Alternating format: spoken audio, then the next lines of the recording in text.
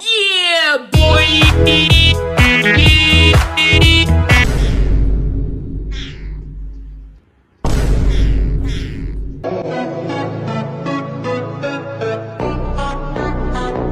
You chillin' with the crew, digga.